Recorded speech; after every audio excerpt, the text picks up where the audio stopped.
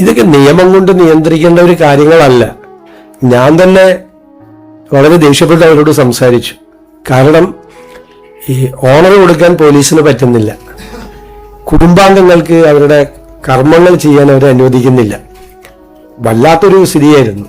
അപ്പോൾ ഞാനാണ് ആദ്യം അതിനോട് പ്രതികരിച്ചത്, നിങ്ങൾ മാറി നിൽക്കണം, കുടുംബത്തിന് ഈ കർമ്മങ്ങൾ ചെയ്യാൻ അവരെ അനുവദിക്കണം എന്ന് പറഞ്ഞത്.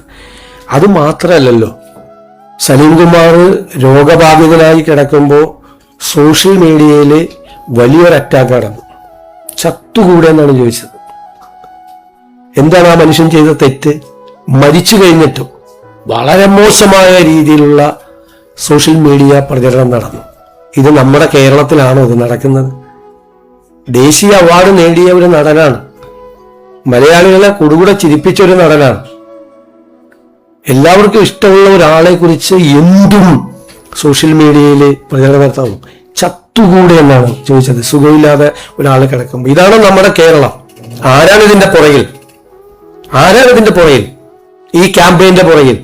എല്ലാവർക്കും രാഷ്ട്രീയമുണ്ട്. കലാകാരന്മാർക്കും സാംസ്കാരിക പ്രവർത്തകർക്കും ഒക്കെ ഒരുപാട് ആളുകൾക്ക് രാഷ്ട്രീയമുണ്ട് ഇവിടെ.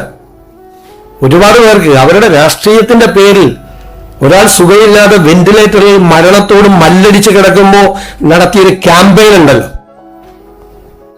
ഇത് നമ്മുടെ കേരളത്തിന് യോജിച്ചതല്ലത്. കേരളം അത് തിരിച്ചറിയും.